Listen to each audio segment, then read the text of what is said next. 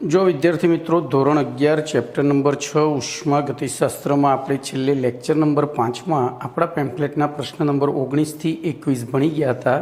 હવે આજે lecture number 6 માં પ્રશ્ન નંબર 22 થી આગળ વધીએ તો પ્રશ્ન નંબર 22 નું વિધાન આ રીતનું છે। ક્વેશ્ચન 22 શૂન્યાવકાશમાં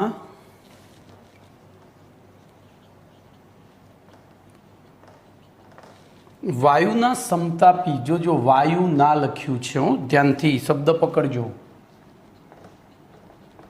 समतापी विस्तरण साथे संकळायेल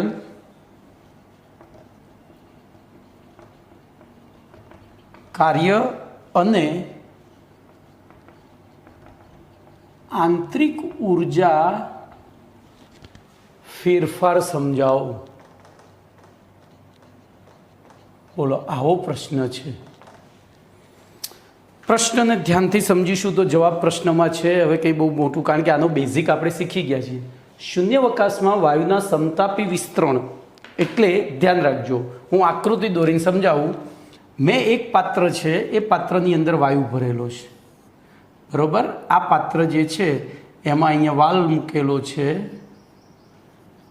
आ वाल है अंदर वायु भरेलो है।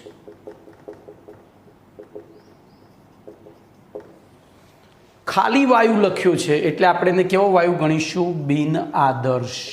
केवो गणीशुं? बिन आदर्श। बोलो आजूबाजू शुं छे? तो आ पात्रनी आज बाकी बीजू एक पात्र लीधुं छे। बोलो आनी अंदर शून्यावकाश है कम्प्लीट। आनी अंदर शून्य। तो आ पहला आपणे आ प्रश्न ने एक क्यू स्वरूप आप्यू? आ प्रश्न ने एक मूर्त स्वरूप आप्यू। आपणे जोई शक्या कि शून्यावकाश में वायुनु समतापी। हवे ध्यान राखजो हूँ आ वाल खोली नाखूँ तो वायु बहार निकलशे। वायु बहार निकलशे कम्प्लीट। पण हवे जोजो अहींया शून्यावकाश हतुं। शून्यावकाश एटले कशुं ज नहीं। शून्यावकाश में दबाण पी बराबर केटलुं थाय? 0। दबाण पी एटले कि आ वायु पर अहींथी जो आपणे आगळ थियरी भण्या था आ जे दबाण छे एने PEX कहेवाय अने आने PIN कहेवाय। तो बोलो आथी अहीं PEX बराबर शुं छे? 0। बस आटलुं समज्या हवे बरोबर। आटलुं समज्या। हवे आगळ वधीए तो हवे थियरीनी जो आटलुं आवडतुं छे आखी थियरी आवडशे। बोलो तो शुं लखशो हवे? पहेलुं बोलो तो शून्यावकाश में हवे जोजो समतापी एटले आपणे अहींया कोई तापमान में फेरफार करता नथी। तापमान में कोई ज फेरफार। तो तापमान केवुं छे? तो तापमान अचल। बस आटलुं मूर्त स्वरूप आप्युं एटले आखी थियरी पती गई बरोबर। तो लखीशुं शून्यावकाश में वायुना समतापी विस्तरण ने मुक्त विस्तरण पण कहे छे। तो अहींया लखुं छुं शून्यावकाश में वायुना समतापी विस्तरण ने मुक्त विस्तरण पण कहे छे। केम भाई मुक्त विस्तरण कहे छे? क्या कोई कही शकशे मने? कारण के एनी उपर बीजी कोई बंधन नहीं। शून्यावकाश छे एने मुक्त विस्तरण केम कह्युं? तो एनी उपर कोई पण प्रकारनुं बंधन नहीं। कोई पण वस्तु आकर्षण के अपाकर्षण बल लगाड़ती नहीं बरोबर। एटले एने आपणे कयुं बळ कहीशुं? अरे कयुं विस्तरण कहीशुं? मुक्त विस्तरण कहे छे। अने अहीं शून्यावकाशमां हवे शून्यावकाशमां पर्यावरण वडे लागतुं पर्यावरण वडे वायु उपर लागतुं बाह्य दबाण बोलो PEX बराबर शुं होय छे? 0 होय छे। PEX बराबर शुं होय छे? 0। अने तेथी बोलो आ प्रक्रम दरमियान प्रक्रम साथे संकळायेलुं कार्य। हवे कार्य आपणे खबर छे W बराबर शुं हतुं सूत्र? PEX × ΔV अथवा तो P ΔV एम। तो -PEX × ΔV हतुं। परंतु अहीं बोलो PEX बराबर शू है 0। तेथी ડબલ્યુ બરાબર પણ 0 થાય છે। બોલો, પહેલું કાર્ય સમજાવી દીધું એકદમ સરળ રીતે। એટલે કે હવે વાક્ય સ્વરૂપે લખીએ કે શૂન્યાવકાશમાં વાયુનું સમતાપી વિસ્તરણ થાય ત્યારે કોઈ પણ પ્રકારનું કાર્ય થતું નથી। કમ્પ્લીટ, કોઈ પણ પ્રકારનું કાર્ય થતું નથી। હવે વાત કરીશું આંતરિક ઉર્જાની। હવે વાત કરીશું તો અહીંયા હું લખી દઉં પહેલાં। આમ શૂન્યાવકાશમાં વાયુનું સમતાપી વિસ્તરણ થાય ત્યારે કોઈ પણ પ્રકારનું કાર્ય થતું નથી। બોલો, ઓકે। હવે આગળ વધીએ તો હવે હું આકૃતિ અહીંયા જો રાખવી હોય તો રાખું। હવે આગળ વધીશું। હવે ઉગ્શાના પ્રથમ નિયમ અનુસાર બોલો, ઉગ્શાના પ્રથમ નિયમ અનુસાર ડેલ્ટા યુ બરાબર શું થાય? ક્યુ પ્લસ ડબલ્યુ થાય છે। પરંતુ શૂન્યાવકાશમાં, અથવા હું સીધું લખી દઉં, આ પ્રક્રમ માટે બોલો ડબલ્યુ બરાબર શું છે? ડબલ્યુ બરાબર 0 હોવાથી બોલો ડેલ્ટા યુ બરાબર શું થશે? ક્યુ થાય છે। વળી ધ્યાન રાખજો, અહીં હવે ક્યુનું મૂલ્ય કેટલું હોય છે આપણે ચેક કરવું પડશે ને। ક્યુનું મૂલ્ય જેમ ડબલ્યુ શૂન્ય છે એમ ક્યુનું મૂલ્ય શૂન્ય, કારણ કે આપણે આંતરિક ઉર્જા ફેરફાર શોધવો છે। એટલે ડબલ્યુ શૂન્ય હતો એટલે ડેલ્ટા યુ બરાબર ક્યુ થયો। તો હવે જો ક્યુનું મૂલ્ય જેટલું હોય એટલું ડેલ્ટા યુ થાય। વળી અહીં સમતાપી વિસ્તરણ થાય છે। આથી પ્રણાલી બોલો આગળ ભણી ગયા છીએ, પોતાનું તાપમાન અચળ રાખવા માટે આગળ આપણે પ્રક્રમના પ્રકાર ભણી ગયા હતા। એમાં બોલો સમતાપી પ્રક્રમ થવા માટે પ્રણાલી શેમાં ફેરફાર કરે? તો તાપમાન અચળ રાખવા માટે ઉષ્મા એટલે કે ક્યુમાં ફેરફાર કરે છે। શું કરે છે? ક્યુમાં ફેરફાર કરે છે। એટલે કે અહીં ક્યુનું મૂલ્ય શૂન્ય હોતું નથી અને તેથી બરોબર ડેલ્ટા યુ બરાબર ક્યુ થાય છે। આમ હવે મુદ્દો પાડીને લખી દઈએ। આમ શૂન્યાવકાશમાં વાયુના સમતાપી વિસ્તરણ સાથે સંકળાયેલી આંતરિક ઉર્જા ફેરફાર તે પ્રકરણ દરમિયાન શોષાતી કે મુક્ત થતી ઉષ્મા ક્યુ બરાબર હોય છે। બરોબર, શોષાતી કે કમ્પ્લેટ, તો આખી થિયરી પૂરી થઈ ગઈ। આખી થિયરી આપણે આ આકૃતિમાંથી જ સમજાવી દીધી। આ આકૃતિ યાદ રાખશો એટલે તમને બધું આવડી જશે। બોલો ફરીથી આખું સમજી લઈએ તો બોલો શૂન્યાવકાશમાં વાયુના સમતાપી વિસ્તરણ સાથે સંકળાયેલ કાર્ય, તો આપણે એક પાત્ર દોર્યું, એમાં શૂન્યાવકાશ રાખ્યું, એમાં બીજું એક પાત્ર રાખ્યું, એમાં વાયુ ભર્યો। હવે વાયુ આગળ શબ્દ કશું નથી લખ્યો એટલે હું બિન આદર્શ લખીશ। આ વાલ રાખ્યો, એ વાલને ખોલ્યો તો બોલો વાયુ બહાર નીકળશે, કારણ કે બહારનું દબાણ શૂન્ય છે, અહીંયા વધારે છે। આપણને ખબર છે કે વાયુ ક્યાંથી ક્યાં પ્રસરણ કરે તો ઊંચા દબાણથી નીચા દબાણ તરફ પ્રસરણ કરે। એટલે આ ઘટના થઈ શૂન્યાવકાશમાં। હવે આ પ્રક્રમમાં આપણે તાપમાન અચળ રાખ્યું એટલે સમતાપી વિસ્તરણ થયું, પણ અહીંયા બાહ્ય દબાણ શૂન્યાવકાશના કારણે, તો હવે અહીંયા લખવાનું શરૂ કરીએ તો શૂન્યાવકાશમાં વાયુના સમતાપી વિસ્તરણને મુક્ત વિસ્તરણ કહે છે। અને શૂન્યાવકાશમાં પર્યાવરણ વડે વાયુ ઉપર લાગતું દબાણ PEX બરાબર 0 હોય છે। તેથી આ પ્રક્રમ સાથે સંકળાયેલ કાર્ય W બરાબર -PEX ઇન્ટુ ડેલ્ટા V, પરંતુ અહીંયા PEX બરાબર 0 છે તેથી W બરાબર 0 થાય। આમ આટલો પહેલો મુદ્દો પત્યો। આમ શૂન્યાવકાશમાં વાયુનું સમતાપી વિસ્તરણ થાય ત્યારે કોઈ પણ પ્રકારનું કાર્ય થતું નથી। હવે વાત કરીએ તો ઉગ્શાના પ્રથમ નિયમ અનુસાર આપણે આંતરિક ઉર્જા હવે સમજાવીશ। તો ઉગ્શાના પ્રથમ નિયમ અનુસાર ડેલ્ટા યુ બરાબર ક્યુ પ્લસ ડબલ્યુ થાય છે। હવે આ વાક્ય અહીંયા નહીં લખો તો ચાલશે, બરાબર। અહીંયા આટલું ના લખતા એ છેલ્લે લખજો, એ છેલ્લે આર્ય કાઢી નાખજો, બરાબર। વળી સમતાપી વિસ્તરણ થાય ત્યારે થાય, વળી અહીં સમતાપી વિસ્તરણ થાય છે ત્યાંથી પોતાનું તાપમાન, પ્રણાલી પોતાનું તાપમાન અચળ રાખવા માટે ક્યુમાં ફેરફાર કરે છે અને પછી આ વાક્ય લખવાનું, પેલું જે ચેક્યું ને આથી। વળી આ પ્રક્રમ માટે ક્યુ ડબલ્યુ બરાબર 0 હોવાથી ડેલ્ટા યુ બરાબર ક્યુ થાય છે। Complete, clear? એટલે કે ડબલ્યુનું મૂલ્ય શૂન્ય હોય છે પરંતુ ક્યુનું મૂલ્ય શૂન્ય હોતું નથી અને તેથી હવે લખી શકાય। આમ શૂન્યાવકાશમાં વાયુનું સમતાપી વિસ્તરણ થાય ત્યારે તેની સાથે સંકળાયેલું કાર્ય શૂન્ય હોય છે, પરંતુ આંતરિક ઉર્જા ફેરફાર તે પ્રક્રમ દરમિયાન શોષાતી કે મુક્ત થતી ઉષ્માના બરાબર હોય છે. તો તમારો 22મો પ્રશ્ન અહીંયા પૂરો થઈ ગયો. ઓકે, ચલો એના પછી પ્રશ્ન નંબર 23નું વિધાન લખીશું. જોજો હવે બધા પ્રશ્નો એવા છે, તમારે જે થર્મોડાયનેમિક્સ માટે બેઝિક નોલેજ હતું એ મેં તમને આપી દીધું છે. હવે તમે પ્રશ્નમાંથી જવાબ મેળવી શકશો. તો પ્રશ્ન નંબર 23, અચળ કદે કરવામાં આવતા પ્રક્રમ દરમિયાન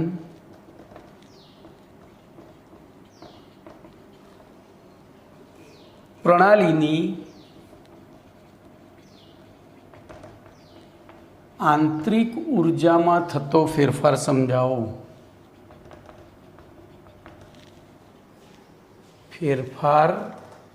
સમજાવો. બોલો શું કરશો? બોલો હેડો. તો કશું જ કરવાનું નથી, આપણને બધું જ કહી દીધું છે. બોલો, તો લખીએ, અચળ કદે કરવામાં આવતા પ્રક્રમ દરમિયાન પ્રણાલીના, બસ આટલે સુધી. હવે કદ ઉપર આવી જઈએ. બોલો, કદમાં થતો ફેરફાર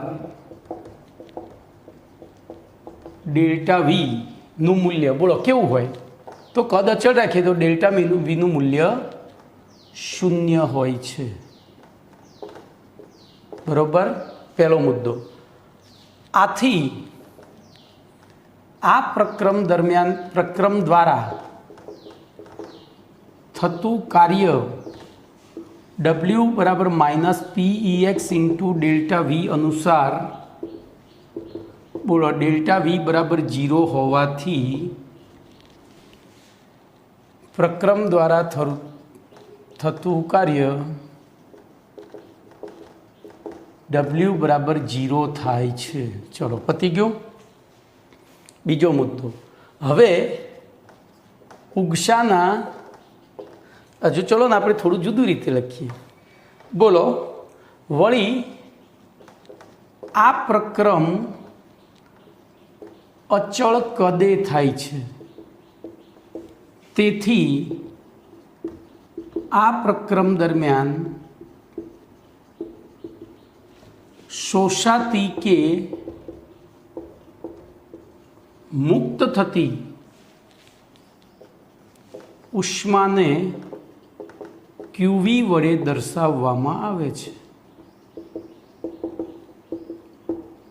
હવે લખીએ, હવે ઉગશાના પ્રથમ નિયમ અનુસાર,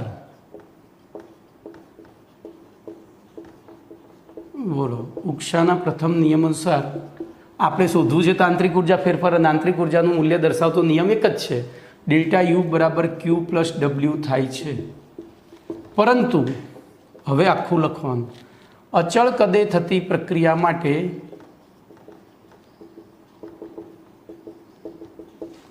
પ્રક્રમ માટે W બરાબર 0 અને Q બરાબર QV હોવાથી, બોલો ડેલ્ટા યુ બરાબર શું થાય છે? QV થાય છે. અને હવે શબ્દોમાં લખી નાખવાનું. આમ અચળ કદે કરવામાં આવતા પ્રક્રમ દરમિયાન થતા ઉષ્માનું ફેરફાર તે પ્રક્રમ દરમિયાન થતા આંતરિક ઉર્જા ફેરફાર બરાબર હોય છે. પતી ગયું. અથવા તો આંતરિક ઉર્જા ફેરફાર તે પ્રક્રમ દરમિયાન અચળ કદે થતા ઉષ્માના ફેરફાર જેટલો હોય છે. બધું જ પ્રશ્નોમાં છે. જુઓ, પહેલું અચળ કદે એટલે આપણે પહેલું તો કદનો ફેરફાર 0 ગણ્યો. આથી એના દ્વારા થતું કાર્ય, આપણે આંતરિક ઉર્જા શોધવી છે. આંતરિક ઉર્જાનું એક જ સૂત્ર છે આપણી પાસે, કયું? બોલો, તો ડેલ્ટા યુ બરાબર Q પ્લસ W, એટલે પહેલું Wનું મૂલ્ય લઈ લીધું, પછી Qનું લીધું અને બંને ડેલ્ટા યુ બરાબર Q પ્લસ Wમાં મૂકી દીધા, એટલે આપણો જવાબ આવી ગયો. 23 નંબરનો પ્રશ્ન પૂરો થઈ ગયો. કમ્પ્લેટ. ચલો એના પછી પ્રશ્ન નંબર 24. ભાઈ બેઝિક આવડતો હોય ને આગળની થિયરીઓ પછી એકદમ સહેલી પડે. એટલે તો તમને જો ગયા લેક્ચરમાં 3 જ પ્રશ્ન ચાલ્યા હતા, કારણ કે બેઝિક હતા. બરાબર, જે વસ્તુ મહત્ત્વની હોય એને શાંતિથી કારણ કે જેનો ઉપયોગ કરવાનો છે પછી ઇઝીલી આવડે, રીત શીખ્યા પછી દાખલા ઇઝીલી આવડે. ચલો 24મા પ્રશ્નનો જવાબ તમારે મને આપવાનો છે. આદર્શ વાયુના, હવે આદર્શ વાયુના મુક્ત, હું ખાલી જગ્યા રાખી, સમતાપી વિસ્તરણ. બોલો, આગળના પ્રશ્નમાં આપણે આ શબ્દ ભણી ગયા હતા. મુક્ત સમતાપી વિસ્તરણ એટલે અહીંયા શું કહેવાય? શૂન્યવકાશમાં. શીખવાડ્યું તો મેં આકૃતિ દોરીને. શૂન્યવકાશ હોય એટલે એની ઉપર કોઈ પણ બહાર નીકળ્યા પછી, વાયુપાત્રમાંથી બહાર નીકળ્યા પછી એ વાયુ પર કોઈ પણ આકર્ષણ અપાકર્ષણ બળ લાગતું નથી એટલે મુક્ત થઈ ગયો. તો મુક્ત સમતાપી વિસ્તરણ માટે ઉષ્મા, કાર્ય અને આંતરિક ઉર્જા ફેરફારના મૂલ્યો જણાવો. ચલો હેડો, જોજો પ્રશ્ન નંબર 22 હતો ને, એ ફક્ત વાયુ માટે હતો, એટલે જ મેં ત્યાં લખ્યું હતું ખાસ. ખાલી વાયુ લખ્યો હોય તો કયો વાયુ ગણવાનો? બિન આદર્શ. અહીંયા આદર્શ લખ્યો છે એટલે આદર્શ વિશે વિચારવાનું. તો તમે પહેલો પ્રશ્નને બરાબર વિચારો, હું તમને સમય આપું છું, બરાબર? પછી આપણે પ્રશ્ન આગળ ચલાવીએ છીએ. બોલો, પ્રશ્નને બરાબર સમજ્યા? તો પહેલું ઉષ્મા અને કાર્ય, બરાબર? આ બેની મૂલ્ય મેળવી, એ બેનો સરવાળો કરી એટલે આંતરિક ઉર્જા મળી જાય. તો આપણે સૌથી પહેલાં કાર્યની વાત કરીશું, ધ્યાન રાખજો. તો આદર્શ વાયુનું મુક્ત એટલે કે શૂન્યાવકાશમાં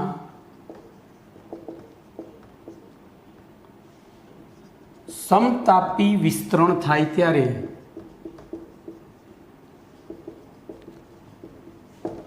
આદર્શ વાયુ ઉપર લાગતું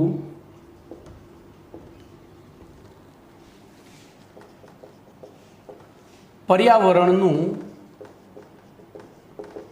બાહ્ય દબાણ શૂન્યાવકાશના કારણે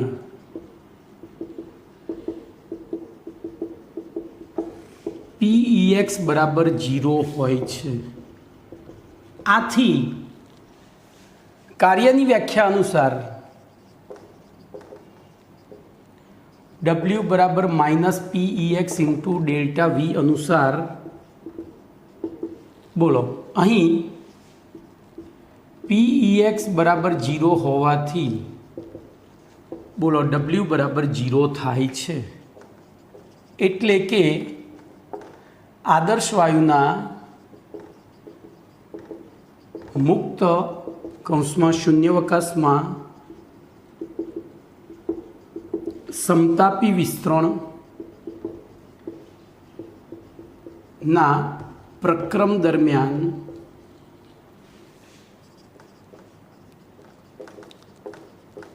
પ્રણાલી દ્વારા કે પ્રણાલી ઉપર થતું કાર્ય W બરાબર 0 એટલે કે 0 હોય છે. બોલો, પહેલું વિધાન પતી ગયું. હવે લઈએ ઉષ્માની વાત કરીએ. ધ્યાન રાખજો, આદર્શ વાયુ એની વ્યાખ્યા યાદ કરો. હવે તો આદર્શ વાયુના જથ્થામાં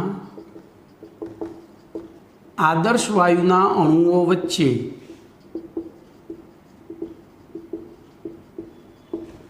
આકર્ષણ કે અપાકર્ષણ બળ,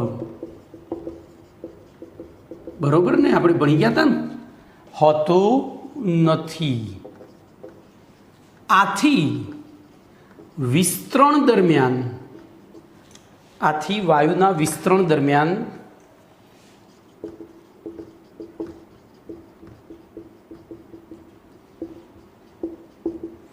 બોલો, આકર્ષણ અપાકર્ષણ બળોમાં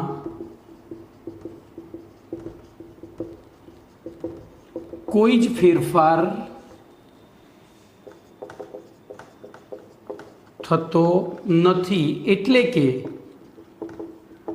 આ પ્રણાલીની સ્થિતિ ઉર્જા અચળ રહે છે. હવે સ્થિતિ ઉર્જા અચળ રહે છે, જે દર્શાવે છે કે આ પ્રક્રમ દરમિયાન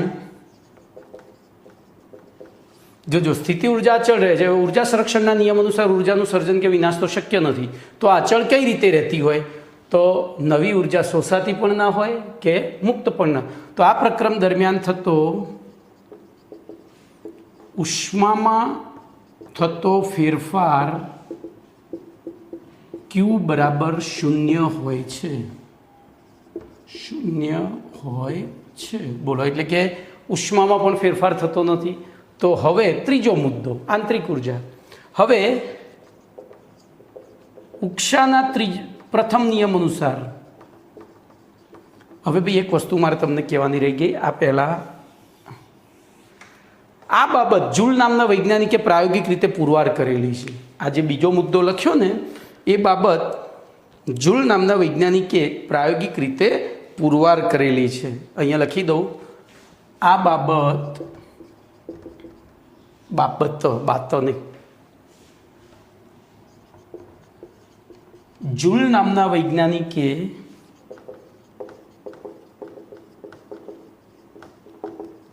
પ્રાયોગિક રીતે પુરવાર કરેલી છે.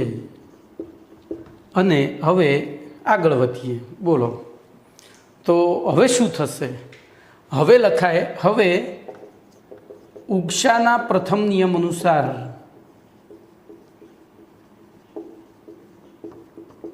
બોલો ડેલ્ટા યુ બરાબર ક્યુ પ્લસ ડબલ્યુ થાય છે. પરંતુ હવે આ વાક્ય ભેગું લખી દઈએ, આદર્શ વાયુના સમતાપી, અત્યારે મુક્ત સમતાપી, મુક્ત વચ્ચે હવે શૂન્યાવકાશ લખતો નથી. સમતાપી વિસ્તરણ માટે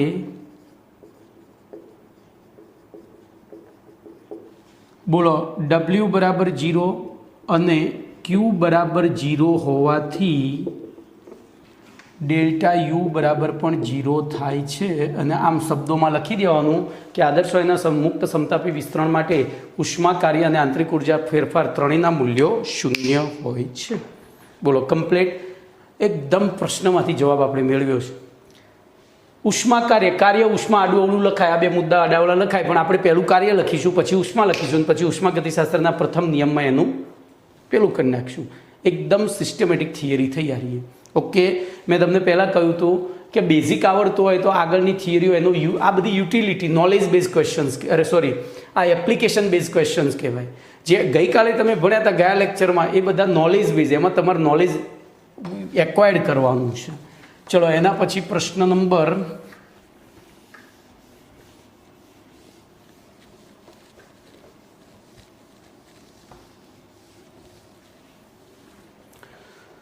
તો એના પછી પ્રશ્ન નંબર 25 જોઈએ. એકદમ નાનો પ્રશ્ન છે પણ મજાનો છે. તો હવે તમારે જવાબ આપવાના છે. આ બધા MCQમાં પૂછાય છે. સમતાપી અપ્રતિવર્તી પ્રક્રમ દરમિયાન, સમતાપી અપ્રતિવર્તી પ્રક્રમ દરમિયાન પ્રણાલીની આંતરિક ઉર્જામાં થતા ફેરફારનું સૂત્ર મૂલ્ય જણાવો અથવા મૂલ્ય તારવો અથવા જણાવો. ચલો વિચારો હેડો.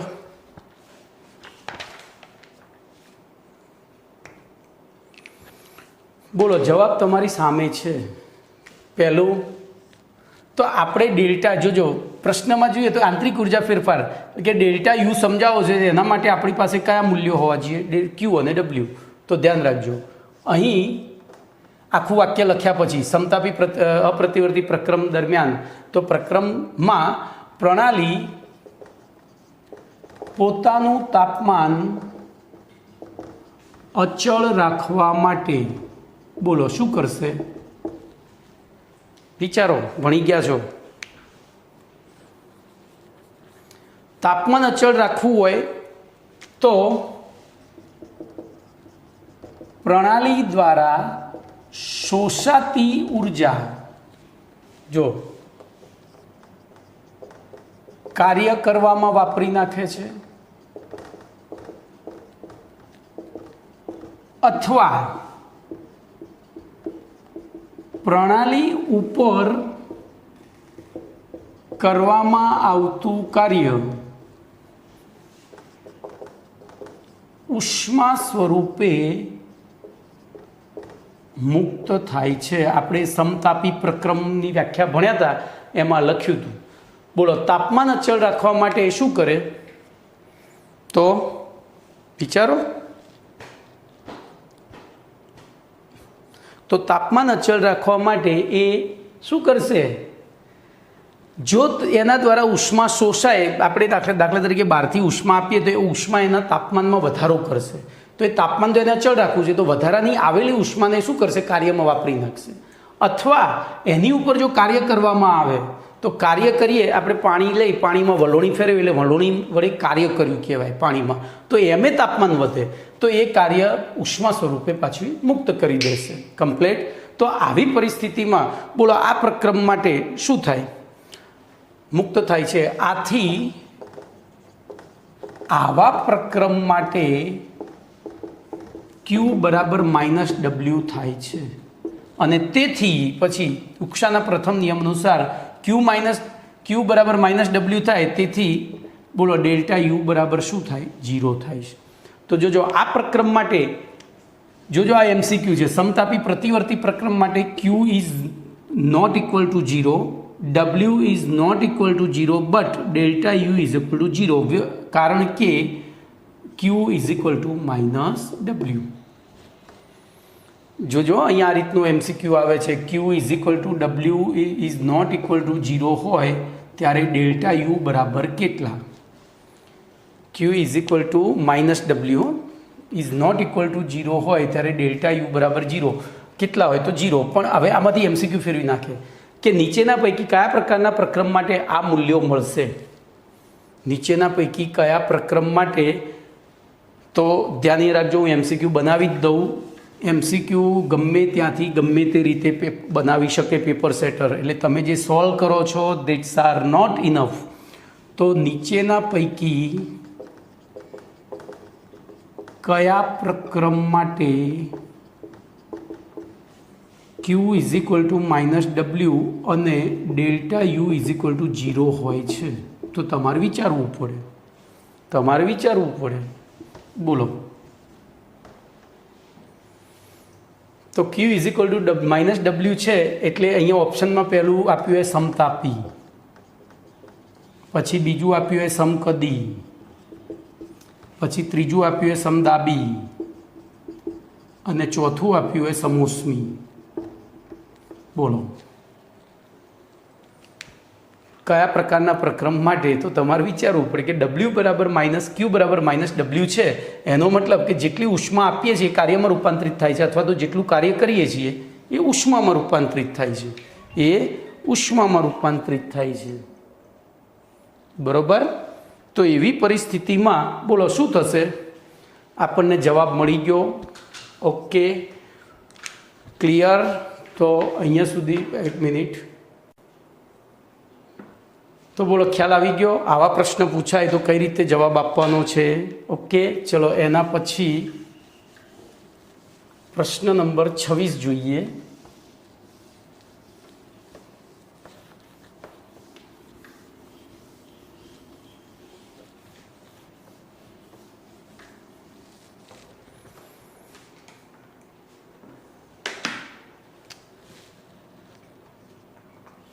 બોલો પ્રશ્ન નંબર 26માં ધ્યાનથી જોજો. હવે આપણે પ્રશ્ન જ લખીએ ને જવાબ જાતે કાઢીએ.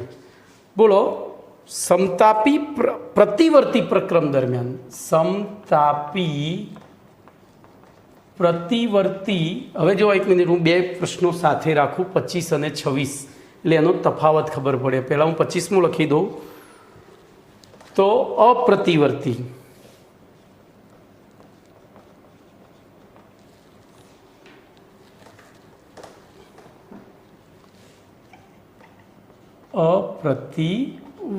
બરોબર. પ્રક્રમ દરમિયાન, તો પ્રક્રમ માટે હું શોર્ટમાં લખું છું ડેલ્ટા યુનું મૂલ્ય તારવો અથવા જણાવવું. એવી રીતે પ્રશ્ન નંબર 26માં સમતાપી પ્રતિવર્તી પ્રક્રમ માટે ડેલ્ટા યુનું મૂલ્ય તારવો અથવા જણાવવું, એટલે કે આંતરિક ઉર્જા ફેરફારનું મૂલ્ય. બોલો કમ્પ્લીટ. તો એક શબ્દનો ફેરફાર છે, તમે જો નહીં સમજો, એક અક્ષરનો શબ્દનો નહીં, બોલો તો અહીંયા તો કશું જ ફેરફાર નથી કરવાનો, આખો પ્રશ્ન એનો એ જ આવે.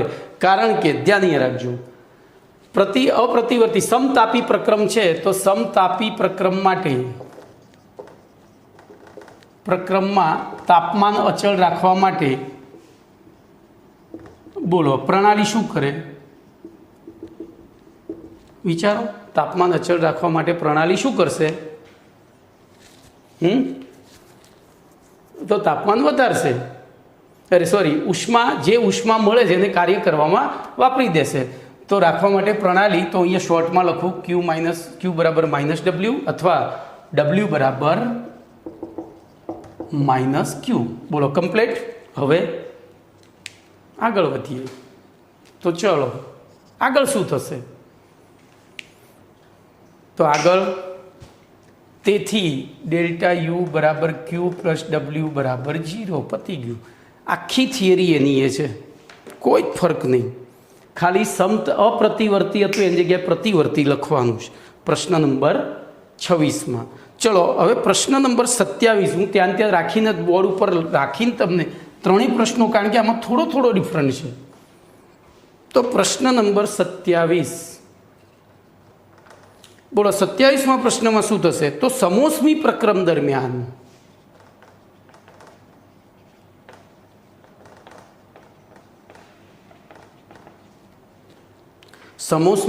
દરમિયાન પ્રણાલીની આંતરિક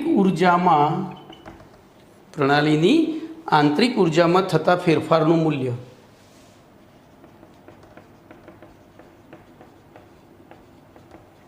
તારવો અથવા જણાવવું. આપણે તારવાનો જ છે ને. બોલો હવે તો સમોષ્મી પ્રક્રમ છે. બોલો સમોષ્મી પ્રક્રમ હોય તો પ્રણાલીની ઉષ્મા કેવી રહે? અચળ રહે. પરંતુ જો પ્રણાલી દ્વારા કે પ્રણાલી ઉપર કાર્ય થાય તો જો અહીંયા લખીશું સમોષ્મી પ્રક્રમ દરમિયાન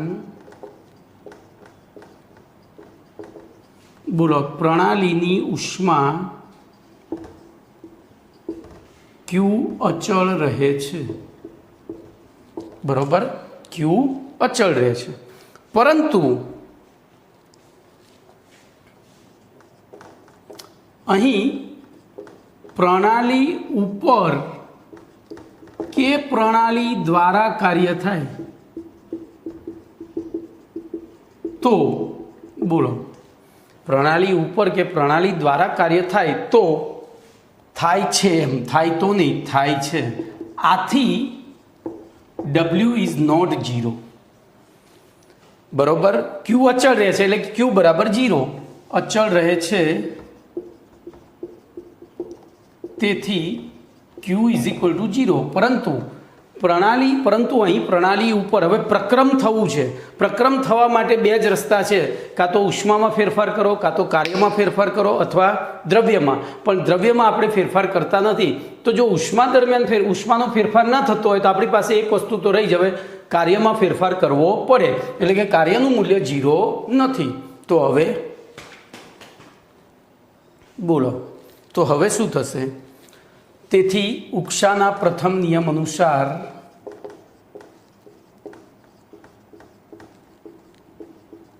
બોલો ઉષ્માના પ્રથમ નિયમ અનુસાર શું થશે? તો ડેલ્ટા યુ બરાબર ક્યુ પ્લસ ડબલ્યુ પ્રમાણે બોલો ડેલ્ટા યુ બરાબર ડબલ્યુ થશે. ડબલ્યુને અહીંયા હું કંઈક લખીશ સમોષ્મી. ડબલ્યુ સમોષ્મી ગુજરાતીમાં લખવું હોય તો, અથવા તો ડેલ્ટા યુ બરાબર ડબલ્યુ ઇંગ્લિશમાં લખવું હોય તો ઉષ્મા અચળ રહે. મેં તમને કહ્યું હતું આપણા શરીરની ઉષ્મા ક્યારે અચળ રહે? જો આપણને ડાયાબિટીસ ના થયો હોય તો, એટલે એ ડાયાબિટીક. બોલો કમ્પ્લીટ, ક્લિયર? ચલો એના પછી 28મો પ્રશ્ન લઈએ.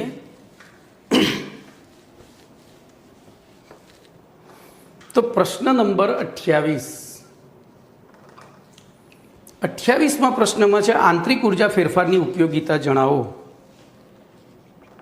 આંતરિક ઉર્જા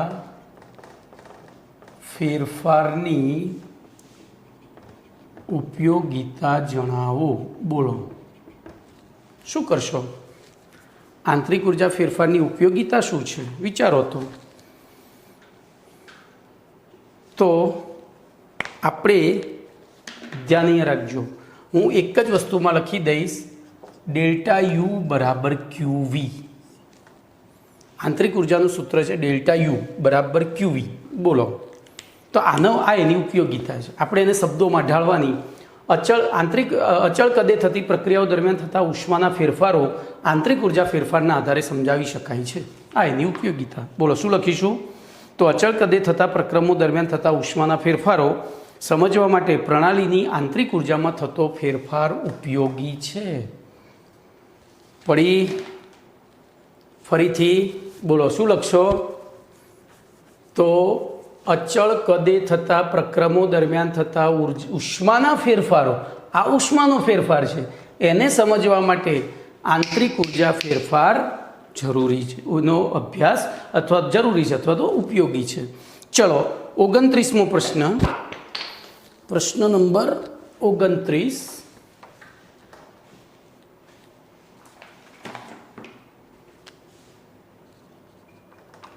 બોલો 29મા પ્રશ્નમાં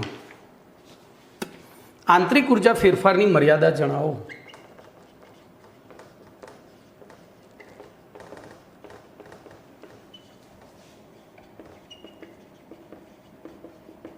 બોલો તો મેં અહીંયા જે જવાબ લખ્યો હતો ને એ જ એની મર્યાદા. બોલો ડેલ્ટા યુ બરાબર ક્યુવી, એની ઉપયોગિતા એ જ એની મર્યાદા છે. આવું કેવું સાહેબ? એની ઉપયોગિતા એ જ મર્યાદા છે. બોલો ઉપયોગિતા શું છે? તો મેં સૂત્રમાં જવાબ આપ્યો અચળ કદે થતા પ્રક્રમો, આ વી એટલે અચળ કદ થયું, અને એ દરમિયાન શોષાતી કે મુક્ત થતી ઉષ્મા તે આંતરિક ઉર્જા ફેરફાર બરાબર હોય છે. એટલે કે અચળ કદે થતા ઉષ્માના ફેરફારો સમજવા માટે આંતરિક ઉર્જા ફેરફાર ઉપયોગી છે. તો મર્યાદામાં શું આવશે? તો પહેલી એની ઉપયોગિતા લખીએ અને પછી મર્યાદા. બે પ્રશ્નોના જવાબ આપું છું. તો અચળ કદે થતી પ્રક્રિયા દરમિયાન થતા ઉષ્માના ફેરફારો સમજવા માટે પ્રણાલીની આંતરિક ઉર્જામાં થતો ફેરફાર ઉપયોગી છે. બરોબર. હવે જો આનો જવાબ લખી નાખું સંજ્ઞામાં જ, delta U is not equal to Q P. બોલો તો મર્યાદા શું લખશો? કહો હેડો, મર્યાદા શું લખશો? બોલો. તો અચળ દબાણે થતી, જોજો આ કદ હતું તો અહીંયા દબાણે, અચળ દબાણે થતી, પછી આખું વાક્ય એના એ પ્રક્રિયા દરમિયાન થતા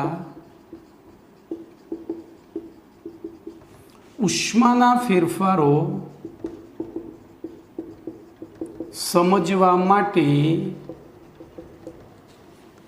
પ્રણાલીની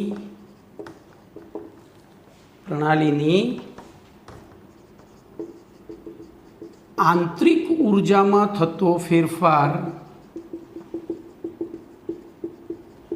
ઉપયોગી, બોલો છેની જગ્યાએ નથી. બસ આ બે જ શબ્દોનો ફેરફાર, કદ દબાણ, છે નથી. કમ્પ્લેટ. બોલો મર્યાદા યાદ રહી ગઈ, ઉપયોગિતા યાદ રહી ગઈ. ચલો તો હવે આગળનો પ્રશ્ન હું લખું છું, એનો જવાબ તમારે આપવાનો છે. આગળનો પ્રશ્ન હું લખું છું, જવાબ તમારે આપવાનો છે. તો પ્રશ્ન નંબર 30. બોલો 30મો પ્રશ્ન શું છે? તો 30મો પ્રશ્ન છે, એક જ મિનિટ હો ભાઈ, હા, ઉષ્માગતિશાસ્ત્રમાં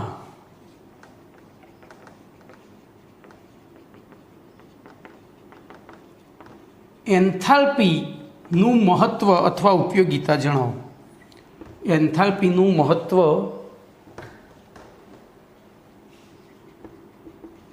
અથવા જરૂરિયાત જણાવો. બોલો ચલો. મેં તમને જ્યારે આપણે આ શરૂ કર્યું કેમેસ્ટ્રી ત્યારે કહ્યું હતું કે કેમેસ્ટ્રી છે ને એ અનલિમિટેડ સબ્જેક્ટ છે. એનું કારણ એક જ છે કે એકની ઉપયોગિતા, એકની મર્યાદા એ બીજાની ઉપયોગિતા થાય. તો બોલો, મેં આ એટલે જ આ લખેલું રાખ્યું છે. આની મર્યાદા શું છે? તો એની મર્યાદા લખવી પડે પહેલાં, એ જ આનું મહત્ત્વ થાય. તો ધ્યાન રાખજો, અચળ દબાણે થતા પ્રક્રમ દરમિયાન થતા ઉષ્માના ફેરફારો સમજવા માટે આંતરિક ઉર્જા વિધેય ઉપયોગી નથી. આ એની મર્યાદા જ લખીને, આંતરિક ઉર્જા વિધેય ઉપયોગી નથી. તો આથી બોલો, આથી અચળ દબાણે થતા પ્રક્રમ દરમિયાન થતા ઉષ્માના ફેરફારો સમજવા માટે બોલો શું ઉપયોગી છે? તો એન્થાલ્પી ફેરફાર ઉપયોગી છે. આથી બોલો, ઉષ્માગતિશાસ્ત્રના અભ્યાસમાં અચળ દબાણે થતા પ્રક્રમ દરમિયાન થતા ઉષ્માના ફેરફારો સમજવા માટે એટલે કે એક નવું વિધેય વ્યાખ્યાયિત કરવામાં આવ્યું, જેને એન્થાલ્પી ફેરફાર નામ આપવામાં આવ્યું છે. આમ તે ઉષ્માગતિશાસ્ત્રમાં ખાસ કેવી પ્રક્રિયાઓના અભ્યાસ માટે મહત્વનું છે? બોલો કમ્પ્લેટ. તો પ્રશ્નમાંથી જવાબ શોધીશું તો એકદમ ઇઝી પડશે. ફરી એકવાર, ઉષ્માગતિશાસ્ત્રની એન્થાલ્પીનું મહત્ત્વ. તો એમાં આપણે કોઈ પણ વસ્તુ આપણી પાસે છે ધારો કે, અને એ ઉપયોગમાં નથી આવતી કોઈ ચોક્કસ કાર્ય માટે, એના માટે આપણે જે નવી વસ્તુ લાવીએ છીએ એ નવી વસ્તુનું મહત્ત્વ એ જ થાય. સમજ્યા? ધારો કે હું સરસ ઉદાહરણ આપીશ. આપણી પાસે લેઘો છે, પણ લેઘો પહેરીને લગ્નમાં ન જવાય, તો પેન્ટનું મહત્ત્વ ત્યાં સમજાય. ખબર પડી? તો એના જેવું છે અહીંયા. કમ્પ્લેટ. ચલો એનાથી આગળ વધીશું. હવે તો ભાઈ આ બધા પ્રશ્નો છે ને, બધા જ એકદમ મસ્ત પ્રશ્નો છે. તમે ખાલી પ્રશ્ન બેંક બનાવીને પ્રશ્નને સમજીને વાંચવાનું ચાલુ કરશો ને, તો તમને હું નથી માનતો કે નહીં આવડે. બરાબર?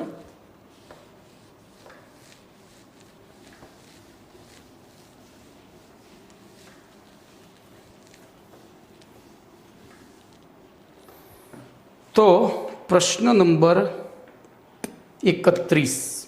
હું સમય જોઈ લઉં પહેલાં, પછી હું આંખ બંધ કરીને ચલાયા કરું એ ખોટું પડે. ચલો 31મો ચાલી જશે. એન્થાલ્પીની વ્યાખ્યા તારવો.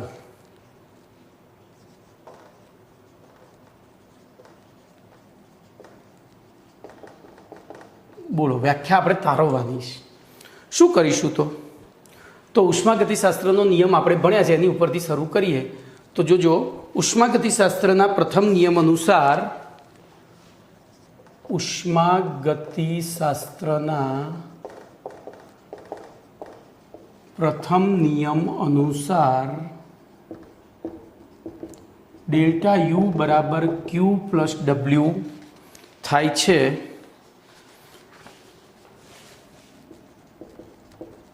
હવે અચળ દબાણે થતી પ્રક્રિયાઓ, અચળ દબાણે એટલે ખુલ્લા પાત્રમાં, ધ્યાન રાખજો હું વધારાનો શબ્દ લખું છું.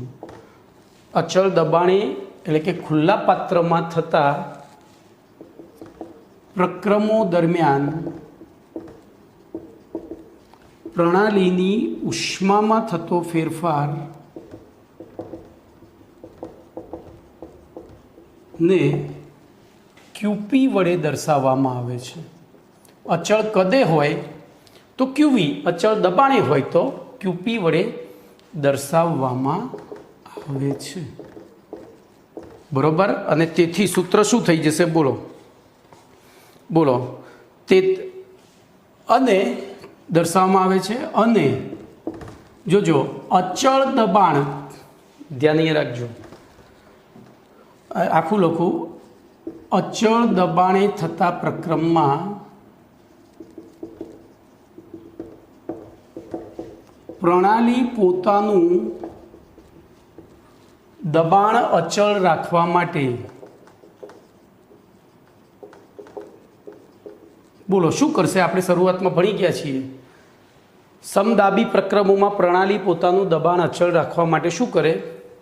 તો કદમાં ફેરફાર કરે છે. તેથી આવા પ્રક્રમ દરમિયાન થતું કાર્ય, બોલો W બરાબર શું લખાય? W બરાબર -P ડેલ્ટા V હોય છે. હવે આ મૂલ્યો ડેલ્ટા U બરાબર Q પ્લસ W માં મૂકતા,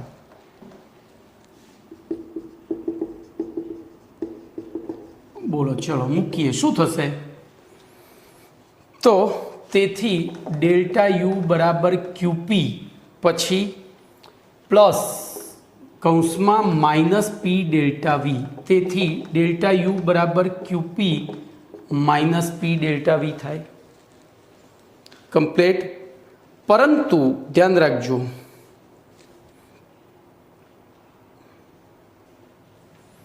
પરંતુ એન્થાલ્પીની વ્યાખ્યા આપણે હમણાં આપી ગયા છીએ. એન્થાલ્પીની વ્યાખ્યા અનુસાર બોલો QP બરાબર શું છે? Delta H. અને તેથી ડેલ્ટા U બરાબર delta H -P delta V. Delta U બરાબર delta H -P delta V. હવે જો ડેલ્ટા U છે, તેથી અહીંયા U2 -U1 લેવાય, અંતિમ અવસ્થા માઇનસ પ્રારંભિક અવસ્થા. એવી રીતે અહીંયા H2 -H1 લેવાય.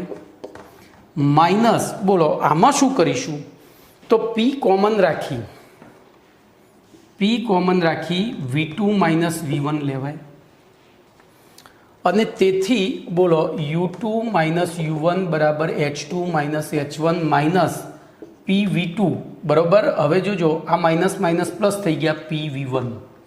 હવે પદોની ગોઠવણી કરીએ તો U2 -U1, તો અહીંયા પહેલો 2 લીધો છે તો 2 વાળા પદો જોડે લઈ લો. બોલો H2 માઇનસ PV2 લખું, પછી માઇનસ H1 પ્લસ PV1 લખું. તેથી U2 -U1 બરાબર આ આખું કૌંસ કરું, આને કૌંસ કરું જોજો, તો H2 PV2 માઇનસ કૌંસમાં બહાર કાઢું એટલે H1 PV1 થાય. અને તેથી બોલો શું થઈ ગયું?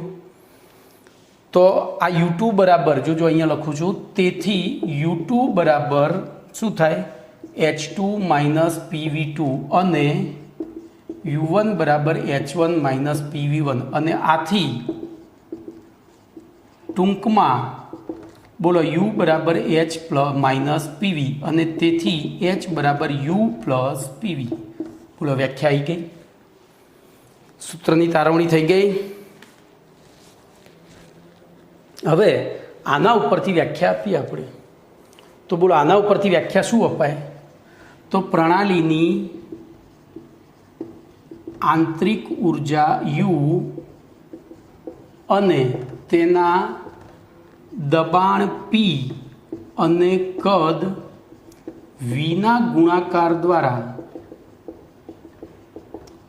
પ્રાપ્ત થતી, બરાબર, Vના ગુણાકાર દ્વારા પ્રાપ્ત થતી કાર્ય ઉર્જાના સરવાળાને બોલો શું કહેવાય? એન્થાલ્પી કહે છે. ટૂંકમાં પ્રણાલીની આંતરિક ઉર્જા અને કાર્ય ઉર્જાના સરવાળાને એન્થાલ્પી કહે છે. બોલો કમ્પ્લીટ, ક્લિયર. તો અહીંયા તમારો પ્રશ્ન નંબર 31 પૂરો થયો. બીજું નેક્સ્ટ લેક્ચરમાં.